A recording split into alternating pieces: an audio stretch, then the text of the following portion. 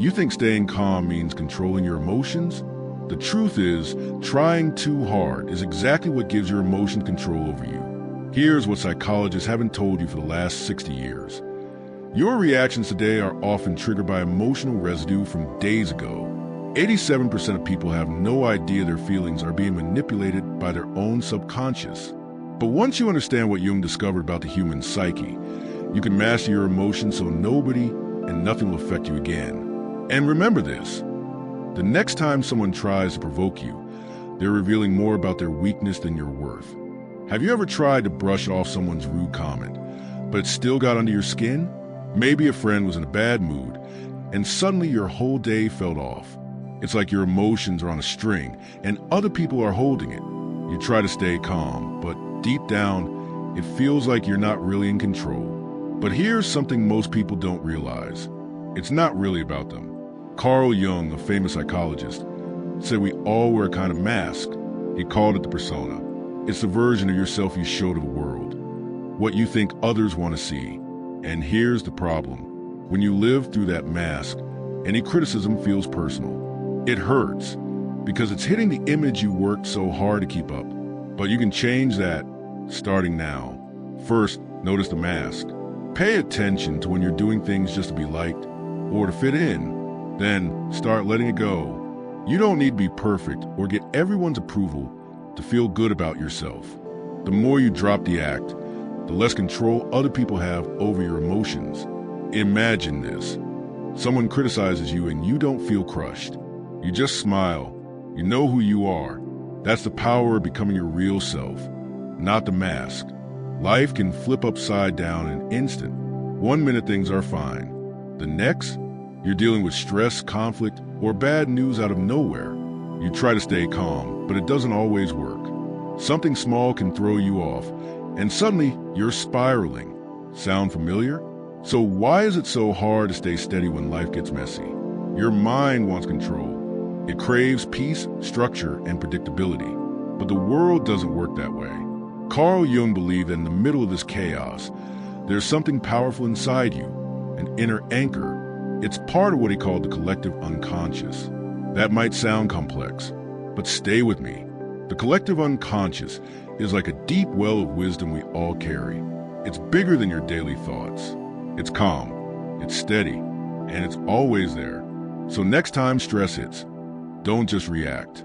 Pause, take a breath, ask yourself, what is this moment trying to teach me? That one question can shift everything. Every time you do this, you strengthen your connection to your deeper self. And the more you connect, the harder it becomes for the outside world to shake you.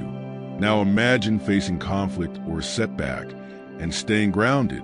You don't explode. You don't collapse. You respond with clarity. That's not a fantasy. That's resilience. And it starts with a pause. There are parts of yourself you don't like to admit.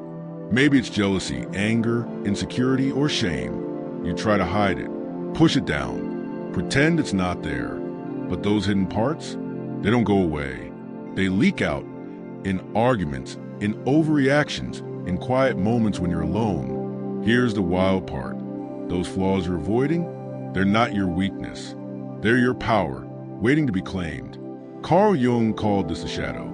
It's everything you push away, the feelings, thoughts, or traits you think are bad. But the shadow isn't evil. It's part of you, and if you ignore it, it controls you from the dark. So, how do you deal with it? Start simple. Try this. Write down what annoys you most in other people. Jealousy? Arrogance? Control? Now flip it. Ask yourself, where does this live in me? You're not blaming yourself. You're getting honest. That honesty is the first step towards strength. Let's say you snap at a friend for being selfish. Later, you realize you were mad because you wanted attention, but didn't say it. That's the shadow talking. And once you own it, it stops owning you. Now imagine this. You stop running from your flaws. You face them. You learn from them. You grow stronger. You're not perfect, and that's the point. Real strength comes from wholeness. And wholeness means accepting every part of you, even the dark ones. Sometimes the world just feels heavy, People disappoint you. News stresses you out. And no matter how hard you try, your outlook keeps slipping into frustration, fear, or sadness. You might think, this is just how I am. I can't help how I feel. But here's the truth. You're not stuck. You can change how you feel, starting from the inside out. Feeling better doesn't mean ignoring the world. It means changing your relationship with it. Carl Jung had a name for this process.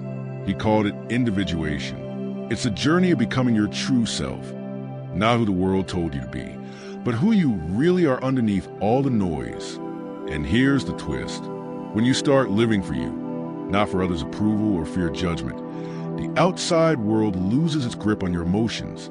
Here's a powerful question to ask yourself. Am I living for me or for them? Be honest. Most people live by default, trying to please, fit in, or avoid conflict. But once you start choosing your own values, your own truth, your own path, you feel lighter, calmer, more in control. Each morning, ask, what do I want today? How do I choose to respond, no matter what happens around me? These tiny moments of self-awareness, they build up and they change everything. Now imagine this. The world stays the same, but you feel different. People still complain. Life still throws challenges. But you're steady, peaceful, clear, because you're no longer reacting to the world. You're responding from your center. You thought you were past it, but then someone says that one thing, and boom, you're triggered again. Your chest tightens, your mind spins, and after it's over, you wonder, why did that bother me so much? You're not broken, but you're being run by something deeper. If you keep reacting the same way, over and over, it's time to look below the surface. Carl Jung said, until you make the unconscious conscious, it will direct your life, and you will call it fate. What does that mean? It means the real reason you're triggered isn't the comment or the person. It's the wound underneath it, something old, unhealed, and hidden in your unconscious. Here's the key. You don't need to fight your feelings. You need to face them and learn from them. Next time you're triggered, do this. Don't react. Reflect. Ask, what is this showing me about myself? That pause changes everything. It gives you space to see the pattern and break it. Try this simple method. Write down the trigger. What happened? Name the emotion, anger, shame, fear. Ask the deeper question, when did I first feel this way? Chances are the emotion didn't start today. It's been echoing for years. But now, you're finally hearing it clearly. Imagine getting triggered and staying calm. Instead of snapping or shutting down, you understand. You see the pattern. You take your power back. That's what Jung called integration. It's not about perfection. It's about wholeness. And wholeness makes you unshakable. Let's take a moment to look back at what you've just unlocked. You learned why other people's opinions affect you and how to stop giving them power. You discovered how to stay calm in chaos by tapping into your deeper self. You faced a shadow, the hidden parts of you, and saw that they're actually your greatest strength. You realized you can change how you feel about the world by reconnecting with who you really are. And most importantly, you saw that your triggers aren't flaws, they're signposts for growth. Now picture this. You walk through your day calm, clear, and confident. People may try to throw you off, but you stay grounded because you know who you are and nothing can shake that.